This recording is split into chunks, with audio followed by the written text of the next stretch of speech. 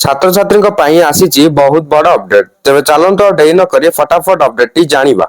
आसंता 3 वर्ष मध्य समस्त पाठ्य पुस्तक को डिजिटाइज करा जिवो। शिक्षार्थी माने निजर मातृभाषा रे पाठ पढ़िबे। स्कूल और उच्च शिक्षानुष्ठान समस्त कोर्स रो पाठ्य पुस्तक को डिजिटाइजेशन करा जिवो। समस्त भारतीय भाषा रे यह सब उपलब्ध करा जिवो एपरि निर्देश दैछंती केंद्र सरकार। एने केंद्र शिक्षा मंत्रालय पक्षर एक विज्ञप्ति जारी होईची।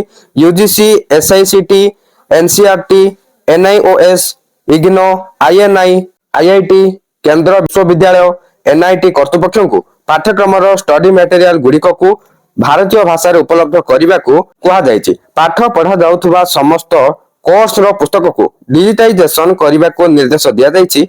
राज्यर स्कूल और विश्वविद्यालय को ए दिगरे तुरंत पदक्षेप नेबा को कहा जायछि। जातीय शिक्षा नीति 2020 शिक्षा क्षेत्र में बहुभाषी को लागू करने को रही। यह द्वारा शिक्षार्थी माने भल पाठ पढ़ा सह अधिक ज्ञान आहरण करेंगे, नुआ उद्भावन करेंगे। पाठ पढ़ारे भाषार बाधक रहिबा नाही। विकसित भारत क्षेत्र में यह सहायक हेब। सरकार विगत 2 वर्ष हेलानी अनुवादिनी एआई आप द्वारा इंजीनियरिंग, मेडिकल लॉ, स्नातक, स्नातकोत्तर एवं दक्षता पुस्तकर अनुवादन क्षेत्र में कार्य करुछंती। एही सबु बही गुड़िक ई कुंभ पोर्टाल रे उपलब्ध रही। स्कूल एजुकेशन इकोसिस्टम रो स्टडी मटेरियल मध्य विभिन्न भारतीय भाषा रे उपलब्ध रही, जहाँ 30 रु अधिक भाषा दीक्षा रे रही। जेई, नीट, सीयूटी मध्य 13टी भारतीय भाषा रे करा जायछि बोली शिक्षा मंत्रालय पक्षरु कहा जायछि।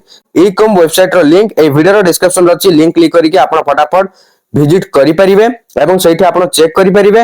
बर्तन जहाँ भी किछ अपडेट थिला म आपनको जणाई साली। वीडियो को शेयर करी समस्त मात्र अपडेट पहुंचे दियंतु। Thank you for watching.